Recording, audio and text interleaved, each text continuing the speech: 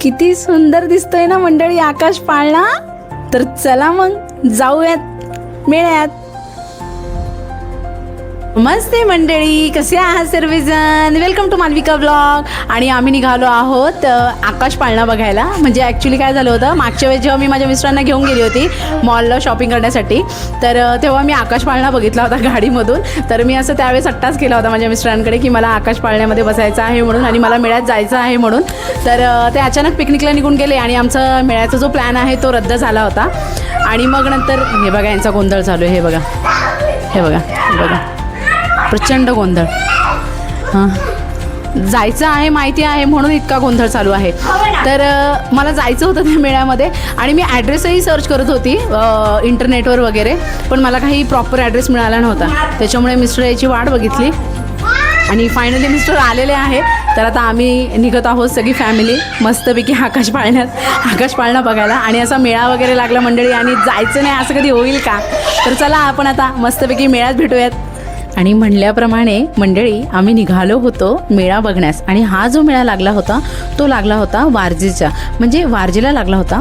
वारजेला तुम्ही पोचाल ना तर खालच्या रस्त्यावरतीच तुम्हाला हा मेळा दिसून जाईल, कारण की आकाश पाळणाच इतका मोठा होता ना मंडळी, तर आपल्याला तो दुरूनच दिसत होता.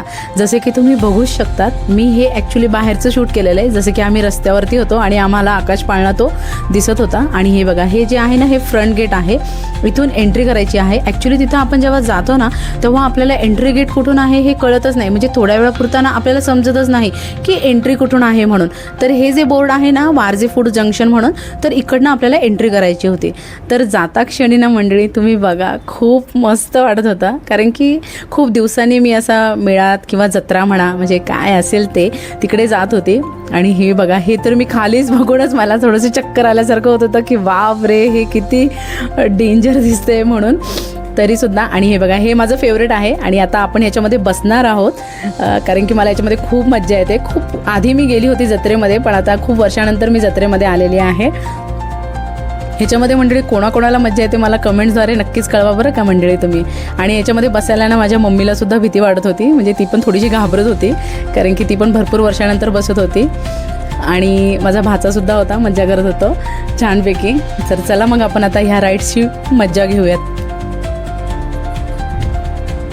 मिस्टरांना आणि विहाला खाली उभं केले, कारण की तिला भीती वाटते खूप. ती खूप रडणार, म्हणजे रडणार हे मला माहिती आहे. मला याची शाश्वती आहे की तिला जर मी बसवलं ना इकडे तर ती 100% रडणार आहे. त्याच्यामुळे तिला नको म्हणून आम्ही तिला म्हणजे माझ्या मिस्टरांना आणि तिला खाली उभं केलं आहे.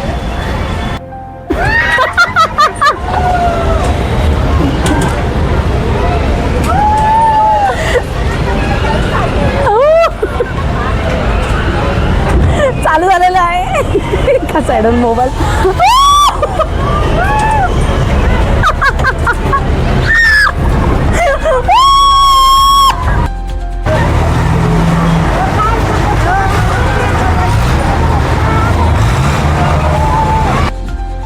फायनली घाबरत नाही म्हणत का होईना पाण्यात बसलोय. कसलं डेंजर दिसतंय बघा की. आणि हे माझ्यासोबत बसलंय बरं का.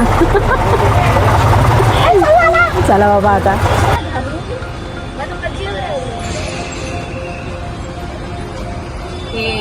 अंदाज आपला मधला तो डायलॉग बोलायला लागला.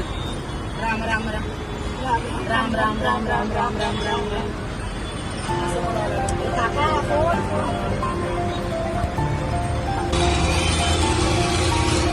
आणि आकाश पाळण्यामध्ये बसल्यावरती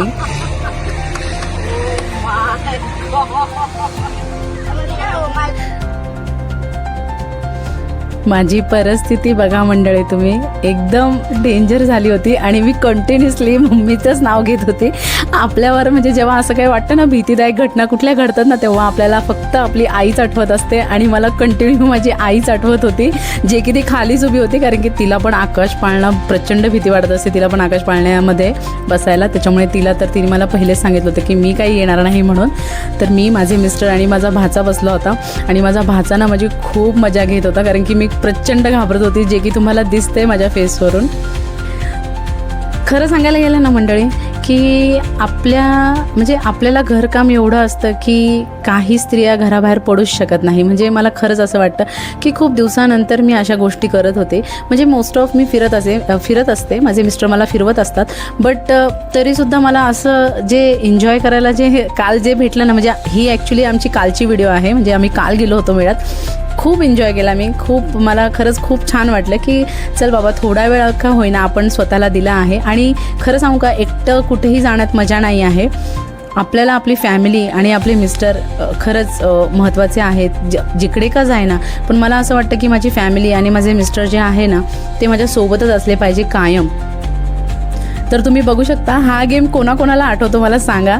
इकडे हे नंबर्स लावले होते आणि हे असे बॉल एका नंबरमध्ये टाकायचे होते आणि छानपैकी तो गेम होता. तर माझी विहासुद्धा खेळली आणि माझी आईसुद्धा खेळली आणि दोघांचेही नंबर्स नव्हते लागले, कारण की विहाचा आला होता 28 आणि माझ्या आईचा आला होता काहीतरी 17 वगैरे काहीतरी आला होता.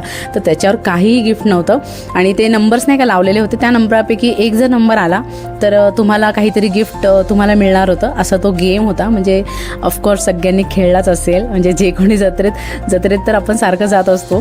तर छानपैकी हा गेमसुद्धा खेळलो आम्ही लोक. आणि त्याच्यानंतर मग माझे जे मिस्टर आहेत ते ग्लास पाडण्याचे गेम खेळायला गेले होते. तर तोही गेम ते खेळले होते, जे की तुम्ही पुढे बघालच. हे बघा, ही माझी आई, ही पण गेम खेळत होती आणि ही मस्तपैकी बॉल टाकत होती. आणि हिला थोडीशी पॉलिटिक्स, ऑफकोर्स आता बिझनेस आहे तर थोडंसं असणारच, म्हणजे त्यांची स्ट्रॅटेजी काहीतरी असणारच ना. तर तिला थोडंसं असं वाईट वाटत होतं, अरे मी का नाही जिंकली, मी थोडंफार काहीतरी जिंकायला हवी होती, पण ती काहीच नाही जिंकली. आणि तिचा आला होता नंबर 17. म्हणजे कलेक्ट करून असे एक नंबर्स असतात आणि ते त्यांची बेरीज करून आपल्याला तो नंबर सांगत असतात. आणि हे बघा, हे माझे मिस्टर यांना हे ग्लास पाडत होते आणि वरती त्यांनी ना पूर्ण बॅडमिंटन ठेवले होते. म्हणजे जे कोणी जिंकल ना तर त्याला बॅडमिंटन मिळणार होतं.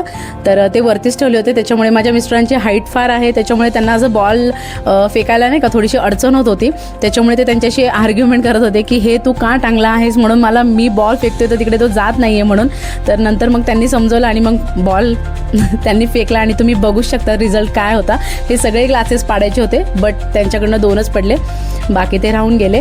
आणि मग हे सगळं तर काय, हे कॉमन आहे मंडळी. म्हणजे जसं की बँगल्स, कानातले, क्लिप्स, हे सगळ्या गोष्टी ज्या होत्या, हे क्लिप्स वगैरे जे होते ते सगळे 10-10 रुपयाला होते. जत्रेत आल्या ना मंडळी की स्त्रियांसाठी तर हे धम्मालच असतं. म्हणजे बाकीच्या तरी गोष्टी नाही, पण ह्यासाठी तर मग भरपूरच धम्माल असते स्त्रियांची. नंतर मग इयरिंग्स होत्या खूप सुंदर सुंदर. जत्रेमध्ये आल्यावरती हे असं फीलिंग काहीतरी वेगळंच असतं नाही का. लहानपण पण आठवतं बरं का आपल्याला मंडळी. म्हणजे लहानपणी नाही का की आपण अशा जत्रेत जायचो, लालशेव खायचो, पाणीपुरी खायचो आणि त्यावेळेसचे दिवस तर काहीतरी वेगळेच होते. छान होते, मस्त होते आणि आम्ही खूप धमाल केली मस्त. आणि नंतर आम्हाला खूप भूक लागली म्हणून आम्ही आलो होतो रॉयल्स इंडियन्सला जेवायला. आणि हे जे हॉटेल आहे हे आहे नरेमध्ये. व्हेज थाळी आहे, इथं व्हेज थाळी मिळते. पर पर्सन 200 आहे. तर तुम्ही कधीही नरेमध्ये आलात तर तुम्ही इकडे नक्कीच जेवायला या, कारण की सुंदर जेवण आहे. तर